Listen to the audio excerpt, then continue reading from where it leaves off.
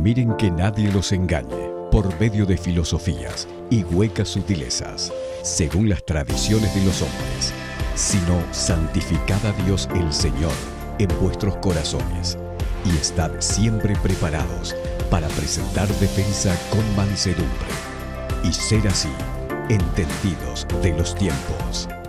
Aquí comienza Entendiendo los Tiempos. Con ustedes, su anfitrión, Eduardo Saladín. En este mundo traidor, nada es verdad ni mentira, todo es según el color del cristal con que se mira. Ese verso de Ramón de Campo Amor contextualiza muy bien nuestro programa de hoy acerca de la posmodernidad dentro de nuestra serie ¿Por qué pensamos como pensamos? Luis, ¿por qué ese verso de Ramón de Campo Amor refleja la idea, el pensamiento del posmodernismo? Porque el posmodernismo y la posmodernidad, o sea, la cultura resultante de esa manera de pensar, es altamente subjetiva y relativista. Entonces, ese poema, ese fragmento, lo que está apuntando es a un subjetivismo. Cada quien interpreta la vida según su propio sentimiento o su propio entender. Por supuesto, no todos los humanos tienen la capacidad de realizar lo que piensan. Es decir, hay masas de personas que no tienen esa capacidad, pero hay un grupo de intelectuales y de élite que sí tiene ese privilegio. ¿Qué significa eso de realizar lo que piensan? Bueno, nosotros sabemos que la cultura de una nación, el modo de vivir de las personas comunes y corrientes, llega a ser la realización de lo que los intelectuales y los artistas propusieron a veces décadas y a veces siglos con anterioridad.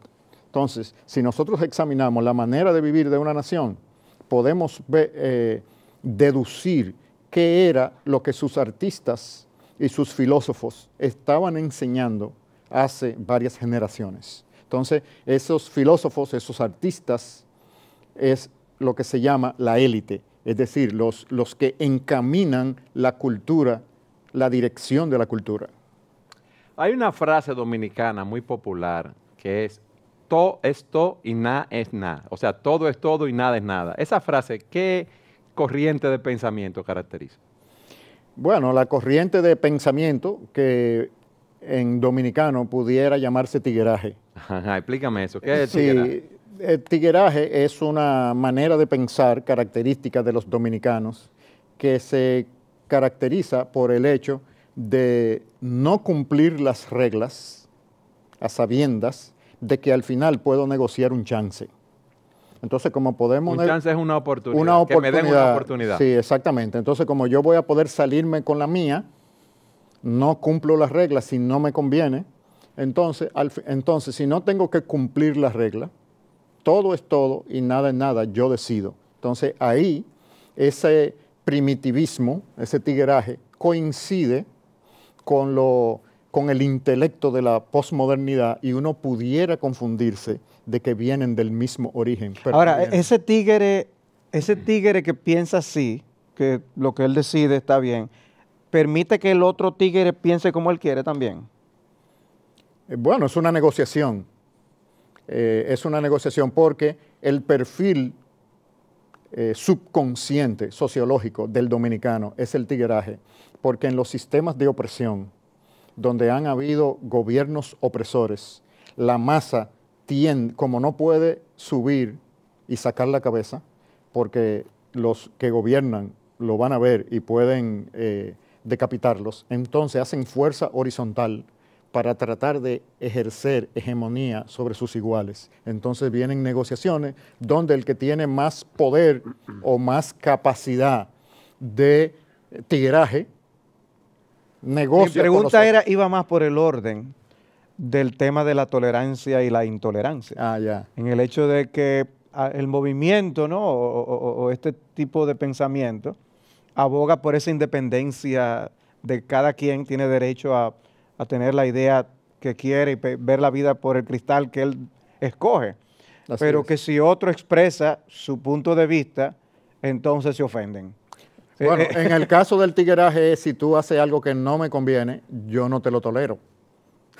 O sea, en ese caso ya comienza a diferenciarse del origen de la posmodernidad. Yo quiero hacer un paréntesis para que nuestros televidentes y oyentes de otros países entiendan, porque cuando uno habla de tigueraje, viene de tigre.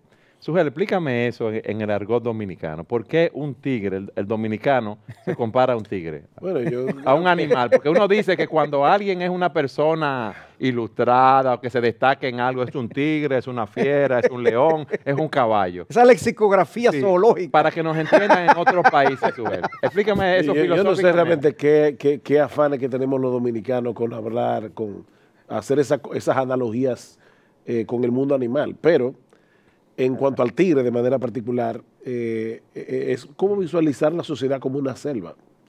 Y uno tiene que buscar la manera de salir airoso como sea. Buscar la forma de salir hacia adelante. Ahora, volviendo al tema que nos atañe en el día Hay de una hoy. frase dominicana que dice, te saliste de abajo del camión. Exacto. La postmodernidad. Algunas personas pueden estarse preguntando, pero ¿qué es exactamente eso de la posmodernidad? O, más aún, ¿por qué yo debo permanecer en el canal? ¿Es algo que donde viene? estoy viendo, exacto. ¿Algo que pasó o algo en lo Sí. que estamos?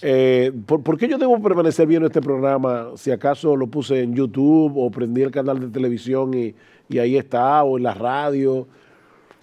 La posmodernidad es importante para poder entender por qué pensamos como pensamos. El término post, indudablemente, alude a algo que vino después de.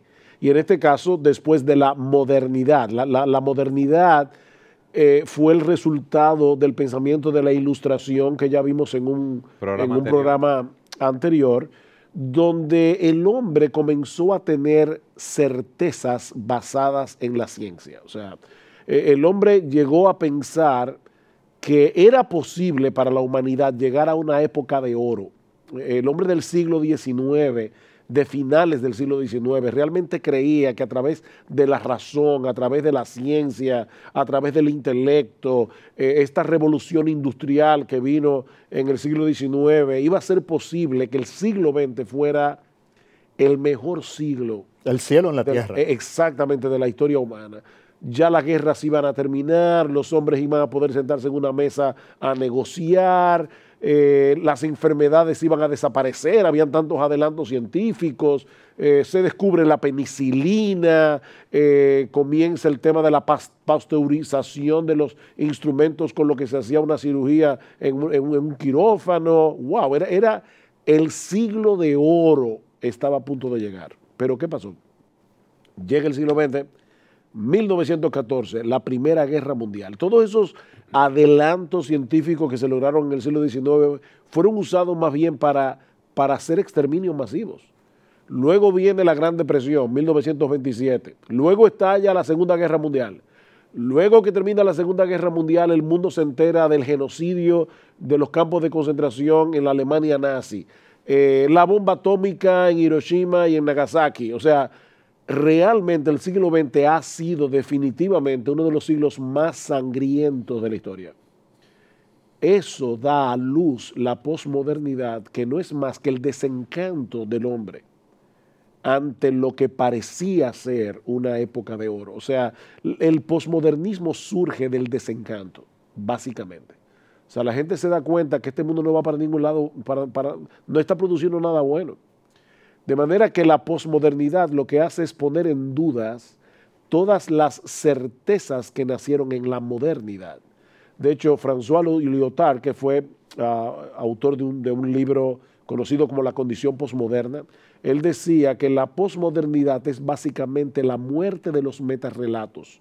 ¿Qué es un metarrelato? Es un relato, una historia que explica todo. Por ejemplo, el cristianismo es un metarrelato, porque el cristianismo explica de dónde viene el mundo, cómo debería gobernarse el mundo, etc. Pero también el marxismo es un metarrelato, el comunismo es un metarrelato. Ellos dicen, olvídense de todas esas certezas. Y de ahí el poema de Campo Amor. O sea, a la larga, nada es verdad ni es mentira. Todo es según el color del cristal con que se mire. El posmodernismo se caracteriza por la muerte de la verdad. Ahora, yo creo Eso es básicamente. yo creo que hay algo que a veces cuando se aborda el tema de la posmodernidad, y aún cuando se abordan otros tipos de pensamientos filosóficos, dejamos de ver lo que mueve el motor que hace que muchas de estas cosas surjan. Y yo creo que detrás de muchas de esas propuestas está simplemente el deseo del hombre vivir como le da la gana. Independiente de Dios. Y no solamente independiente de Dios, buscan promover de manera particular vivir según sus pasiones y deseos. Es justificar lo injustificable en cuanto a las relaciones entre personas. Puede haber relaciones de multiamores, puede haber relaciones entre personas del mismo sexo.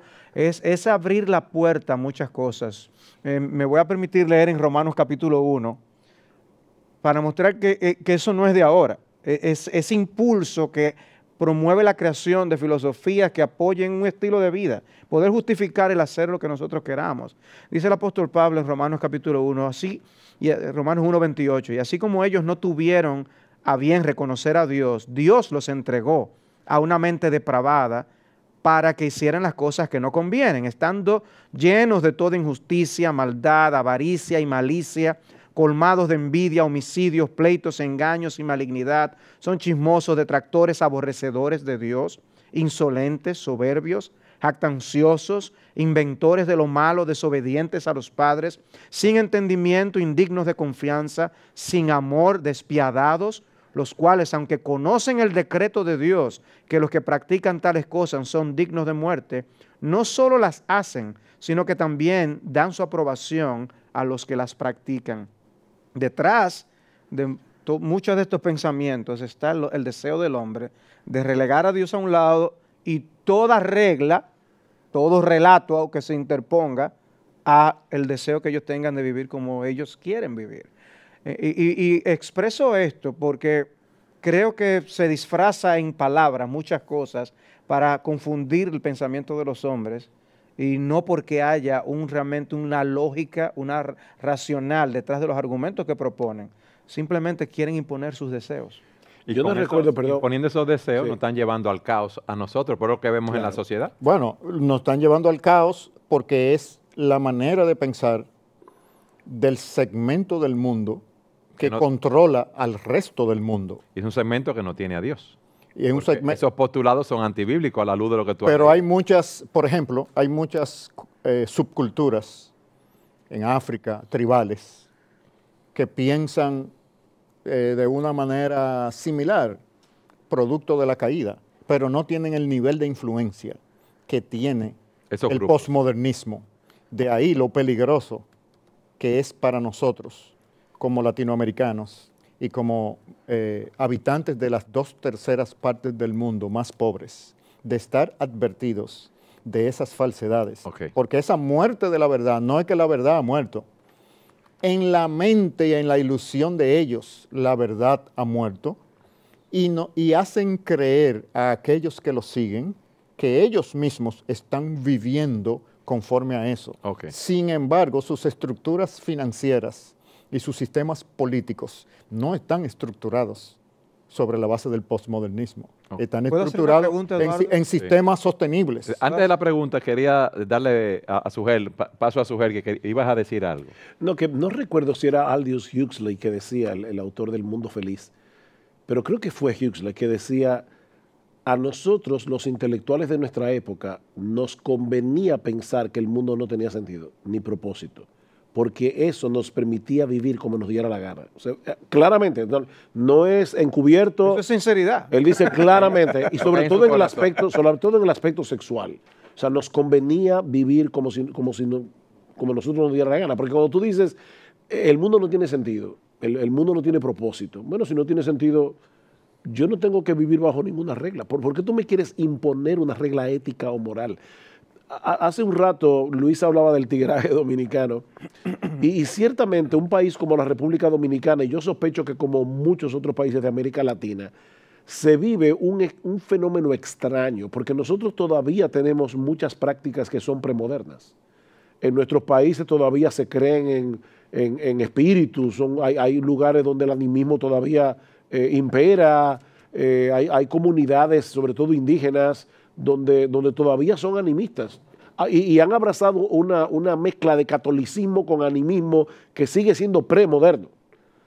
Pero al mismo tiempo, uno va a las universidades en el día de hoy, te van a enseñar como modernos. O sea, te van a enseñar certezas, te van a hablar de historia, de ciencia, pero en la parte ética, en la parte moral, por lo menos aquí en República Dominicana, y repito, sospecho que es lo mismo en las grandes ciudades de América Latina, los jóvenes son posmodernos. Viven como si no hubiera verdad, viven como si no hubieran patrones, viven como si no hubieran cánones de conducta, que son los cánones aceptados, viven como les da la gana. Bien. Ahora, Aldous Huxley escribió El Mundo Feliz, ¿cuándo? ¿En la década del 20? ¿1920? No lo recuerdo ahora. Pero lo que quiero decir es que la posmodernidad como movimiento filosófico no nació ayer. O sea, yo creo que Nietzsche sembró semillas que luego produjeron la posmodernidad. O sea, Nietzsche decía, nosotros creemos que Dios ha muerto, pero una vez proclamamos la muerte de Dios, estamos hablando de la muerte de todos los ideales. Sí. Nosotros, decía Nietzsche, hemos borrado la línea del horizonte. Ya tú no sabes si te acercas o te alejas, si subes o bajas. Pero no era para arrepentirse, sino para darle entonces hacia adelante a todos los instintos Rienda humanos. suelta. Exactamente. Salvador, tu pregunta. Antes de la pregunta, Sugel mencionaba lo interesante de América Latina, viviendo al mismo tiempo con conceptos premodernos, modernos y posmodernos, que es un fenómeno interesante. Ahora, el asunto es que el posmodernismo no tiene problema con albergar conceptos premodernos, en el sentido de que al mismo tiempo la gente puede tener concepciones posmodernistas y creer en el Feng Shui y creer en un montón de situaciones que ellos lo toleran. Por eso yo decía, el asunto aquí es el placer. Si tú me permites tomar las decisiones que yo quiera, si tú me permites quitarme la vida cuando yo quiera, eutanasia, si tú me permites sacar el bebé del vientre de la madre, aborto. O sea, si tu ideología no me interfiere con mis placeres, de hacer lo que yo quiero, no hay problema, aprenden a convivir con eso. Pero mi pregunta iba por el orden de lo que tú decías, Luis, de cómo hay una élite que piensa y quiere gobernar y controlar el resto de la población. ¿Cómo es que esa influencia llega a Latinoamérica? Porque el pueblo latinoamericano en general no es muy lector. El pueblo latinoamericano ahora es influido de diversas formas que no necesariamente es la lectura. O sea, un latinoamericano se va de vacaciones y posiblemente no esté leyendo un libro como hace un europeo. ¿Cómo llega la influencia posmoderna de esa élite al pueblo? Bueno, por los medios de comunicación masivos y por el control financiero y la agenda detrás del control financiero sobre nuestras naciones. Nuestras naciones son financieramente dependientes y las personas dueños de ese dinero tienen agendas. Y la agenda de ese dinero es darwiniano y se da el lujo de proyectarse como postmoderno, aunque en realidad lo que está aplicando son éticas darwinianas. Entonces, en Latinoamérica, las agendas, por ejemplo, de perspectiva de género y las modificaciones de los sistemas educativos vienen impuestas por estructuras culturales y de gobiernos que controlan las finanzas de nuestras naciones y que controlan los medios de comunicación que se proyectan hacia nuestras naciones. Entonces, tienen agendas y agencias para llevar a cabo su exactamente. Entonces, no son tan posmodernos, sino que es el esquema de la creación caída expresado por Darwin, donde el más fuerte simplemente se come al más débil, o dicho de otra manera, que el movimiento de la naturaleza desarrollarse es a través de la sobrevivencia del más fuerte. Entonces nuestras naciones han sido permeadas por esas fuerzas históricas, no solamente Latinoamérica, África y Asia también, África sobre todo, a través del colonialismo que los europeos aplicaron sobre toda África y subdividieron a África y todavía están sacando recursos de sus ex colonias en África y en muchos casos dominan los sistemas financieros y los bancos centrales de las ex colonias. O sea que ese ex ahí habría que ver qué tan extendido es. A mí me interesa que tú nos expliques cómo esto ha influenciado, esta corriente de pensamiento, cómo nos ha influenciado a nosotros en América Latina y cómo se está manifestando en medio de nuestra sociedad. Pero lo vamos a hacer luego que regresemos de la pausa. Siga con nosotros en su programa Entendiendo los Tiempos.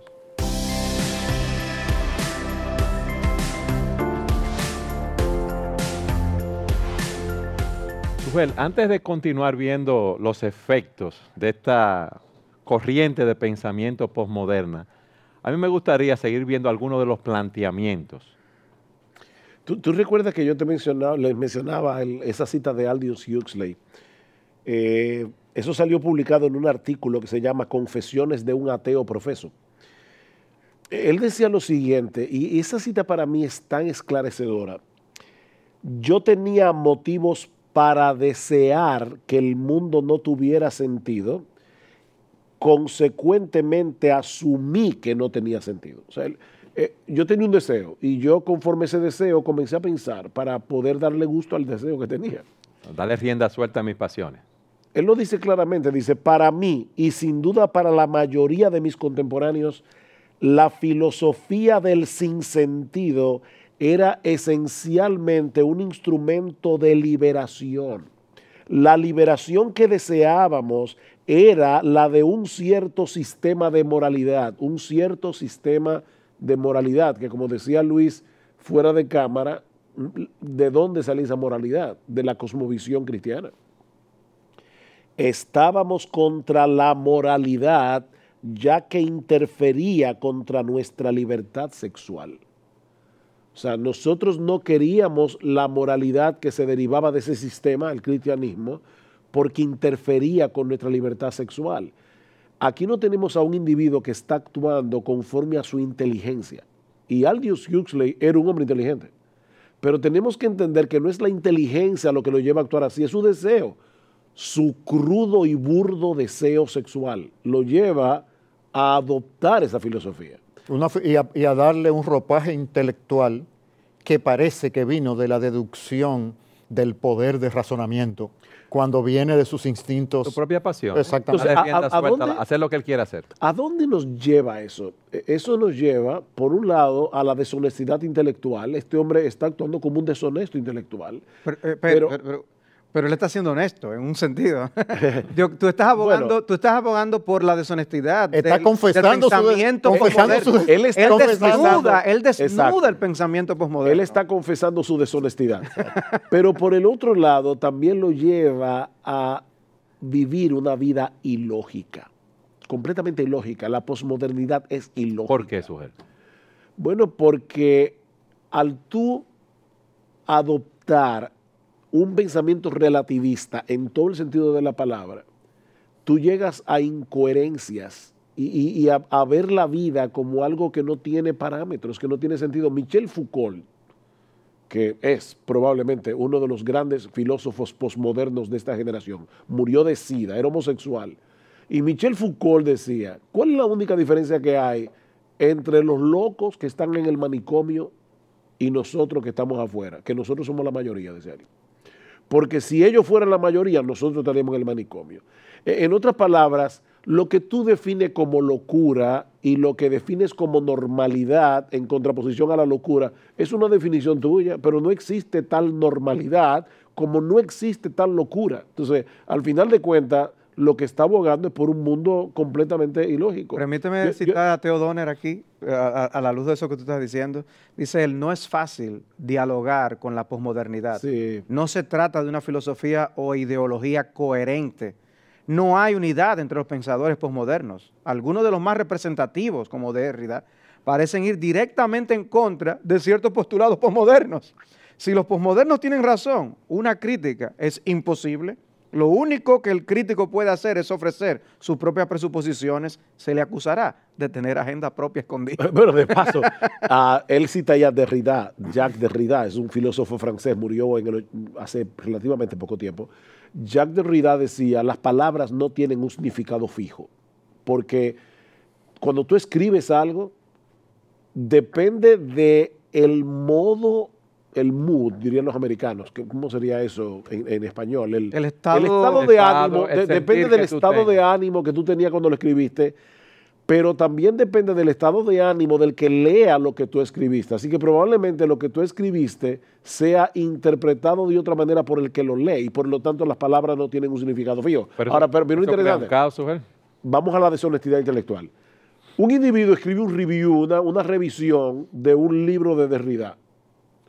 Y Derrida escribe una una respuesta a la esa crítica revisión que esa persona le hizo. Él le dice, tú no me entendiste bien. Pero espérate. Tú me acabas de decir que las palabras no tienen un significado fijo. Tú me acabas de decir que yo no puedo expresarme en una forma absoluta y objetiva a través de las palabras.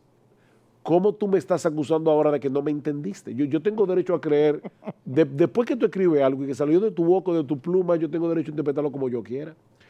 El otro día estaba viendo una entrevista de Elizabeth Gilbert, probablemente algunos no la identifiquen rápidamente, pero ella fue la autora del libro Comer, Rezar y Amar, que luego se llevó al cine. Yo no he visto la película, pero como quiera, porque la película se hizo muy famosa, me interesó ver esta entrevista que le hicieron, o esta ponencia de Elizabeth Gilbert. Oigan lo que dice ella. Ella dice, en la época de Grecia y de Roma, los hombres creían en los genios. Es decir, el genio venía al pintor, venía al escultor, venía al escritor, y era el que lo inspiraba para hacer una obra maestra. De manera que el resultado artístico no era responsabilidad del que lo hacía, sino del genio que lo inspiró, si salía bien o salía mal. En el Renacimiento eso cambió completamente. Ahora el genio era el individuo. O sea, ahora tú dices Miguel Ángel era un genio, Da Vinci era un genio. O sea que ahora ya no es una persona, no es un ser etéreo, externo que viene a mí, sino que yo soy el genio. Y escribo mi libro y todo el mundo me alaba. Dice, pero eso pone, dice ella, una presión demasiado grande sobre los artistas. Entonces, ¿cuál es la solución que propone Elizabeth Gilbert? Volver a creer en hadas y en genios otra vez. O sea, fíjate, aquí estamos hablando de una mujer que acaba de escribir un libro que se hizo archifamoso, que la película la vio yo no sé cuántos miles de personas, y ella lo que está proponiendo es, vamos a quitarnos la presión de encima. Dice, yo veo a veces como que ella dice creer en las musas, en esas diosas, yo no sé, mi diosa, yo no sé. O sea, animismo. O sea, es volviendo a un animismo increíblemente en pleno siglo XXI. Eso es el resultado de la posmodernidad. Eso es un pensamiento ilógico. O sea que podemos buscar agua en Marte para ver si podemos encontrar señal de vida, pero donde hay señal de vida, que es en el bebé que está en el vientre de su madre, esa la queremos eliminar. ¿Pero por qué? Porque si dos personas tienen relaciones sexuales, uno de los efectos secundarios posibles es tener un bebé. Como la gente quiere vivir como le da la gana y quiere tener libertad sexual, que los jóvenes se acuesten con quien sea, la edad que sea, sin casarse, pero el bebé es un inconveniente. Entonces, ¿qué debemos hacer? ¿Volver a la moralidad judeocristiana? No, matemos al bebé. No, quítalo del medio, para yo vivir como yo quiero, conforme a mis pasiones, conforme a mis deseos. O sea, se unen dos hombres, pero entonces no pueden tener bebé. Porque entonces lo toman prestado del mundo real. Entonces buscan una mujer que sí pueda darlos, entonces los adoptan. Sin embargo, a través del aborto, ellos tienen el cuidado de preservar los órganos de los fetos que asesinan para venderlos en el mercado. Un mercado bastante lucrativo y una industria en expansión. Entonces no es solamente una motivación filosófica, sino que hay intereses de por medio en la expansión del aborto en las naciones del tercer mundo, de las 2/3 partes del mundo. Luis, ¿qué otro postulado plantean ellos?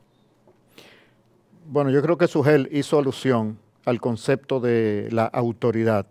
La no autoridad, es decir, el no reconocimiento de la autoridad ni en la familia, ni en el Estado, y ese libertinaje. Pero eso no va a llevar a un caos.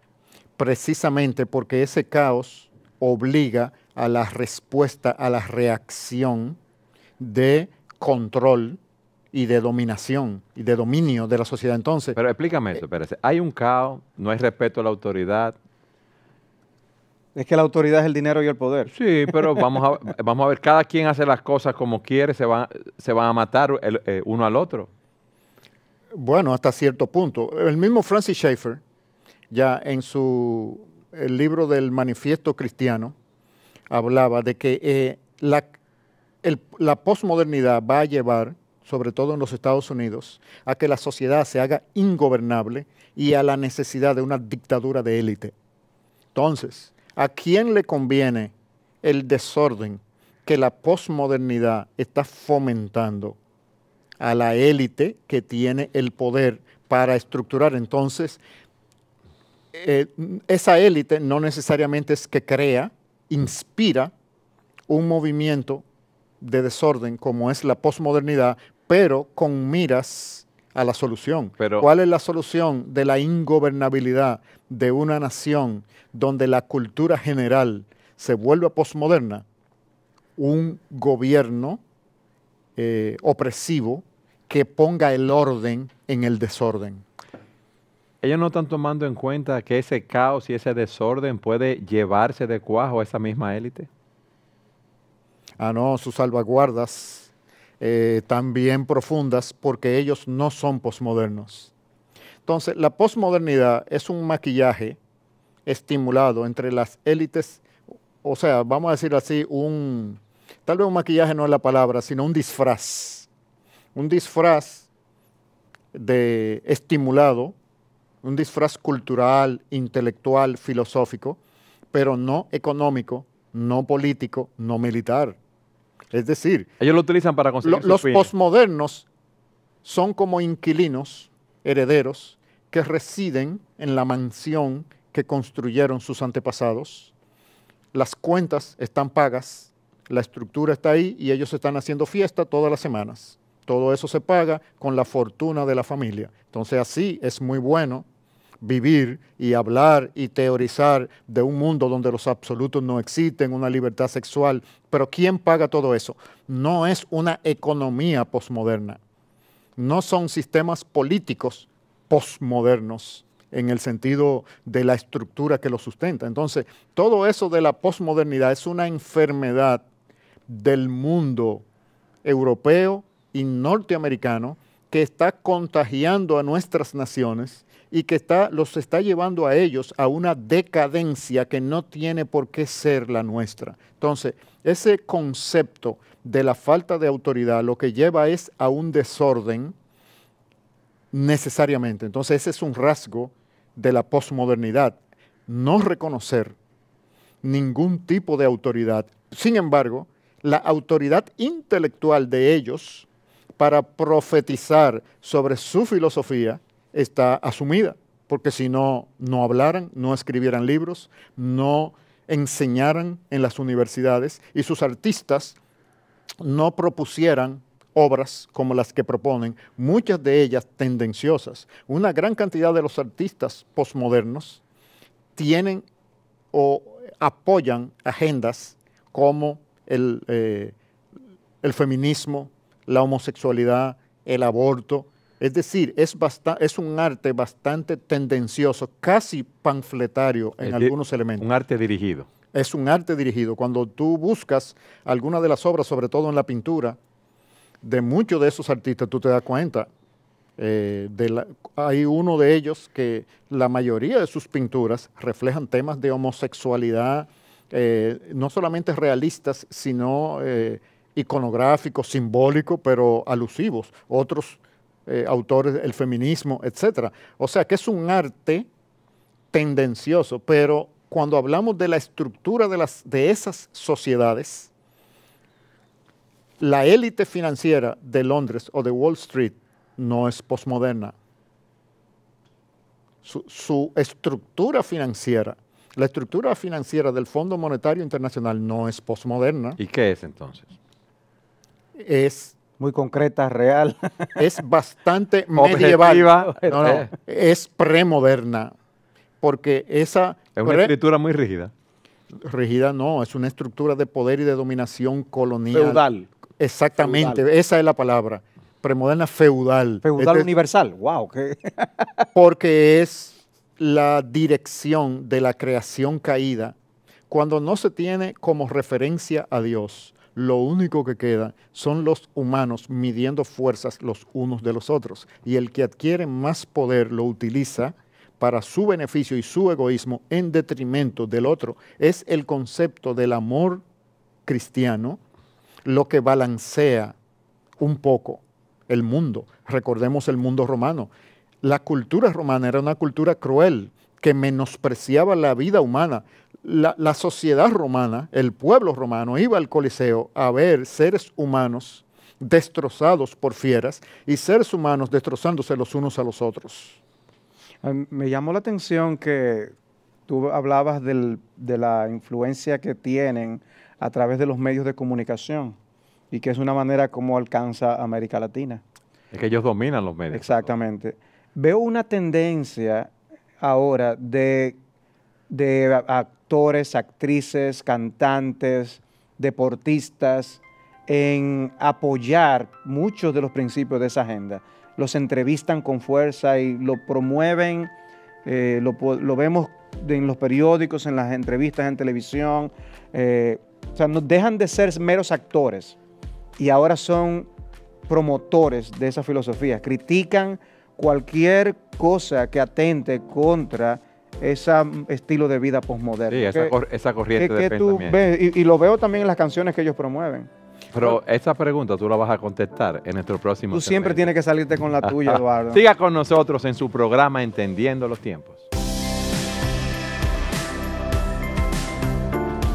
Luis, en el segmento anterior, Salvador te preguntaba o nos decía cómo esos actores, actrices se han hecho en propagandistas, promotores de esta corriente de pensamiento.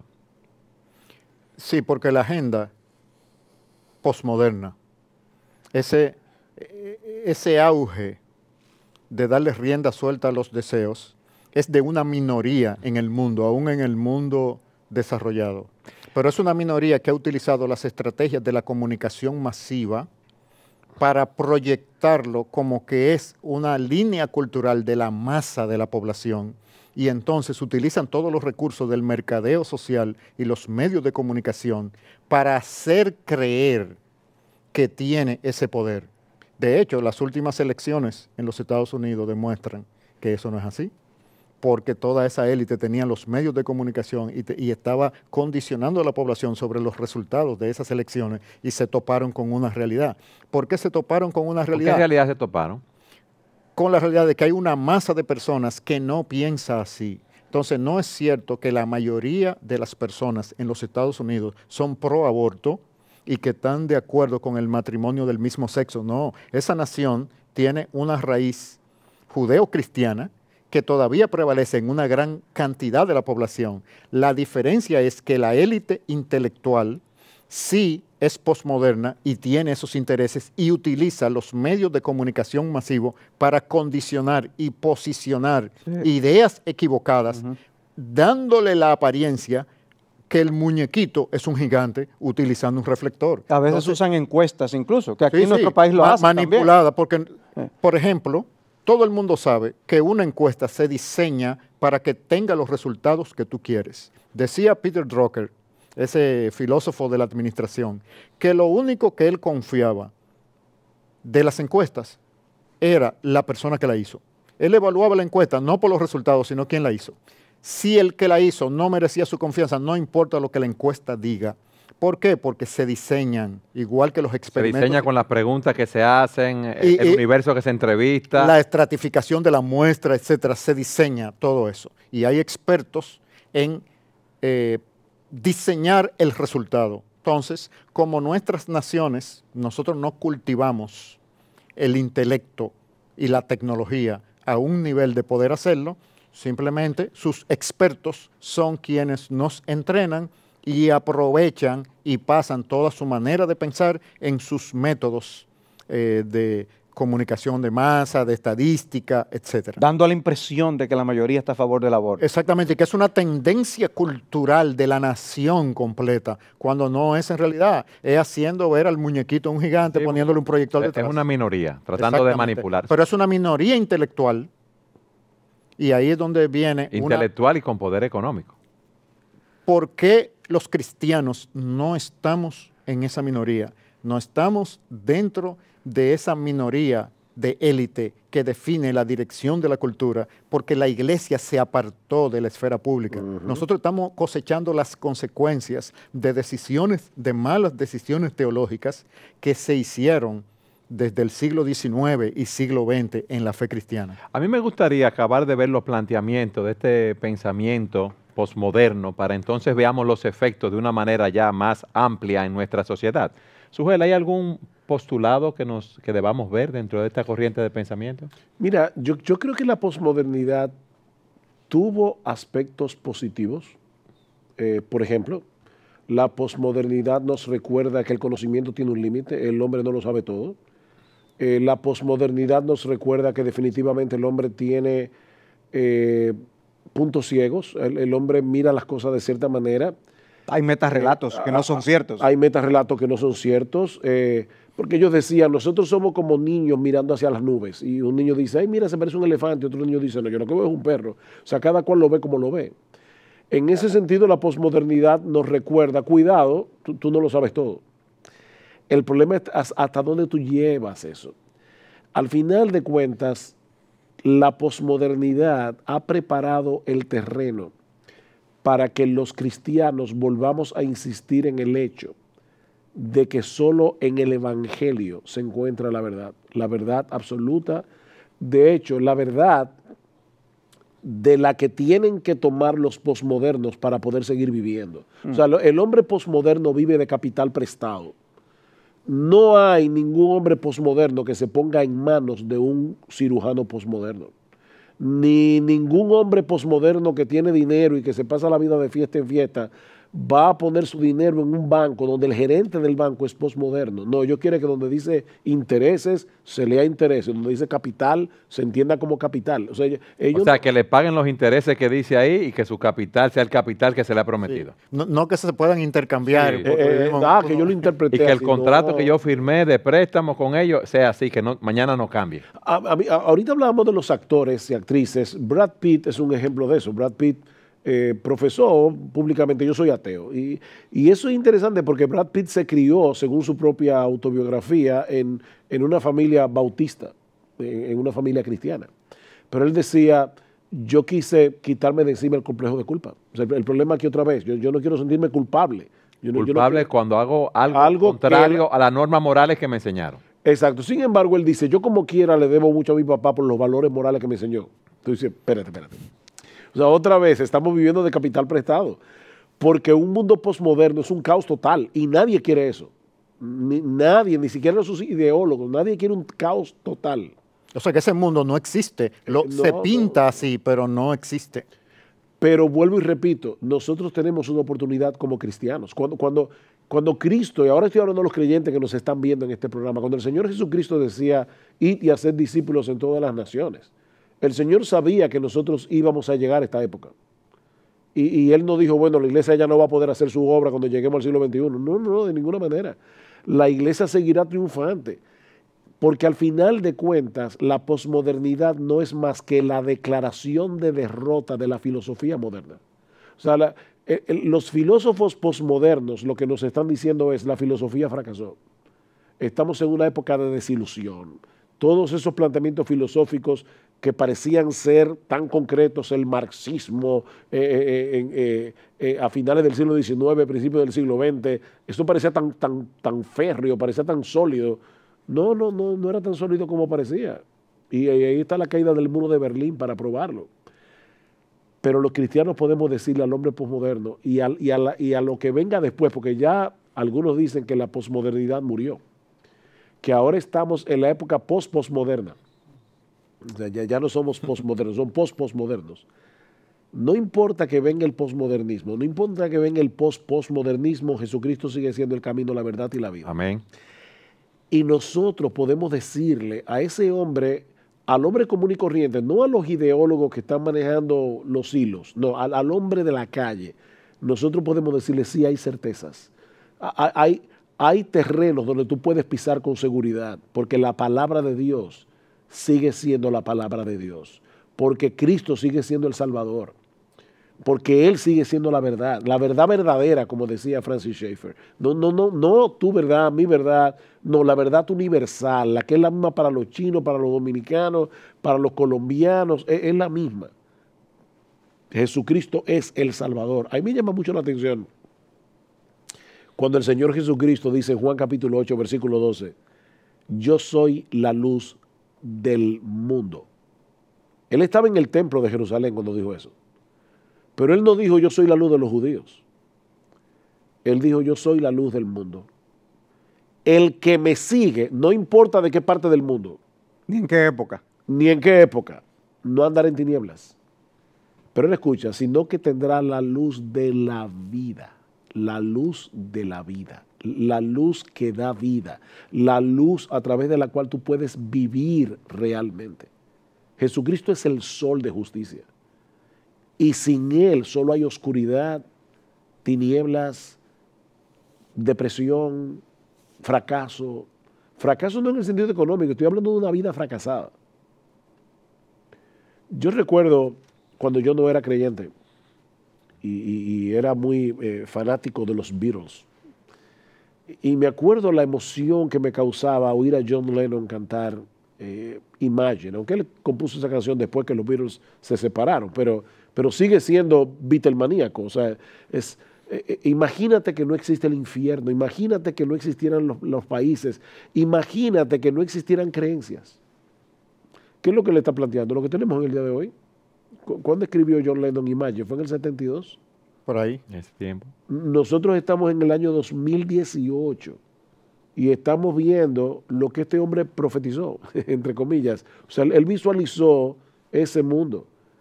Sin embargo, el mismo John Lennon fue víctima de ese mundo que él proponía allí, porque un tipo vino y lo mató. O sea, es como la vida humana no tiene sentido, la vida humana no tiene valor. Y la gente se espanta cuando ven, wow, mataron a John Lennon. Yo recuerdo todavía cuando este individuo, ahora se me fue el nombre de la mente, le pegó un balazo en Manhattan. Sí. Pero ¿por qué tú te espantas? Si tú estás diciendo, vamos a crear una filosofía que diga que no hay valores, una filosofía donde dice que nada es nada, que todo es todo. Lo que pasa es que hasta que no nos toca de cerca lo dijiste mal, nuestra vida, nuestras familias, nuestro entorno, porque es muy fácil. Este punto de lo de la autoridad, lo del relativismo moral, o sea, es muy fácil promoverlo cuando uno lo que quiere es vivir como uno desea, pero cuando eso toca las puertas de un hijo nuestro, cuando eso afecta con la persona con quien se casa el hijo nuestro, cuando eso afecta que atentan contra la vida porque la vida no vale nada, como no hay autoridad, ahora en las escuelas se enseña a menospreciar la autoridad de los padres, le quitan la autoridad a los padres, entrenan a los hijos en las enseñanzas que les están promoviendo, sobre todo en el área de la sexualidad. O sea, es quitar y robar la autoridad de los padres, es quitar y robar la sanidad moral de las familias. Entonces, esto tiene consecuencias muy drásticas y dramáticas en la vida de nuestras sociedades. Entonces, no son postulados ingenuos, no son postulados inconsecuentes. Nosotros debemos tener cuidado, abrir los ojos, saber que tenemos que involucrarnos para que estas leyes no pasen. Tenemos que proteger a nuestras familias, tenemos que saber en dónde están siendo entrenados nuestros hijos, quiénes son las amistades de nuestros hijos, qué música escuchan nuestros hijos. Todas estas son influencias que están moldeando la sociedad y nosotros no podemos aislarnos de esa realidad, sino cumplir un rol, un papel como iglesias aún, en cómo nosotros podemos hacer una diferencia para que el mundo no sea completamente engañado. Porque ahora, la Biblia dice que el Satanás anda engañando. Si Cristo es luz, Satanás va a buscar todas las maneras de introducir sus tinieblas.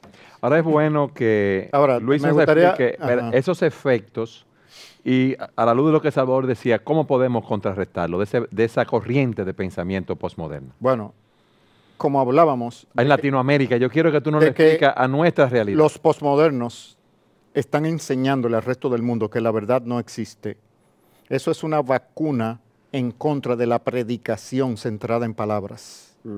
La oportunidad para el cristianismo es vivir el cristianismo, porque una persona justa y una persona misericordiosa no puede ser rebatida. La teología puede ser rebatida, la palabra de Dios puede ser rebatida. Se puede levantar una persona que rebata el contenido de la Escritura. Lo que no se puede rebatir es la presencia de Jesucristo en una persona encarnado en sus actos de justicia, de misericordia, de amor hacia los demás. No hay apologética en contra de eso.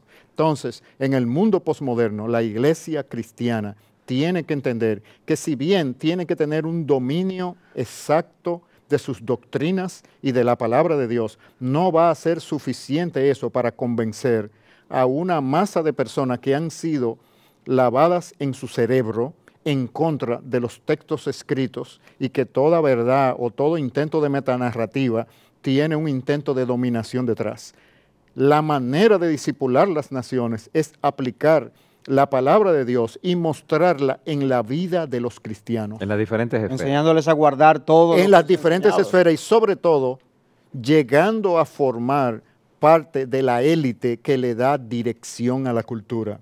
El apartar la fe de la esfera pública es lo que dio como consecuencia que ahora las élites intelectuales son contrarias a Jesucristo. Pero ¿dónde están los cristianos de la élite? No están ahí porque la iglesia les enseñó a apartarse. No, es el momento de reconocer el señorío de Jesucristo en todas las esferas y discipular creyentes para que sean parte de la élite intelectual, pero fieles a Cristo. Yo quiero que tú seas un poco más explícito y nos pongas ejemplos de esto, de cómo influenciamos en las diferentes áreas. Bueno, vamos a pensar una ilustración. Si tú eres el vendedor por excelencia de una corporación y tus números de ventas son los mejores, pero tú eres un cristiano y el dueño de la compañía es ateo y tú quieres tener un estudio bíblico o un tiempo de oración, el dueño de la compañía se va a arriesgar a que su vendedor, el que mejor le factura, se vaya. No, es lo que le va a decir al gerente de personal. Mira, yo no creo en ese cristianismo ni esa doctrina, pero déjalo que pase. Y esa persona va a introducir una cultura y una práctica que a través del evangelio puede traer conversión de muchas de las personas en esa corporación. ¿Fue porque el presidente de la compañía está de acuerdo con eso? No, es porque esa persona tiene el desempeño técnico y profesional que lo habilita para tal. Así, en el área de la educación, un educador bien capaz tiene luz verde para adelantar sus ideas, no porque es cristiano o porque el sistema de educación pública le reconozca su cristianismo, es su capacidad técnica. Luis, pero el sistema de educación pública está siendo dirigido hacia un tipo de enseñanza que es anticristiana. Claro, porque los cristianos hemos dejado el vacío y la sociedad humana no opera con vacíos. El vacío que una tendencia deja, la otra lo llena. El vacío que el reino de Dios deja en la sociedad, Satanás lo ocupa con sus enseñanzas del mundo.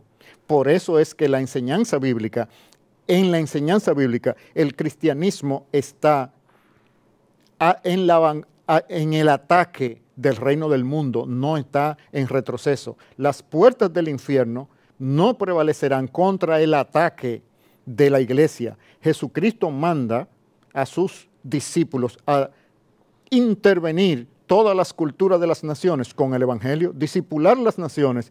Esas naciones ya tienen su creencia, es intervenirlas, es una expresión de autoridad. Entonces ahí hay una lección para nosotros en el discipulado, en el siglo XXI, en el discipulado de las naciones, de que tenemos que encarnar el evangelio, y no solamente encarnar el evangelio dentro de la iglesia, sino de todas las esferas culturales.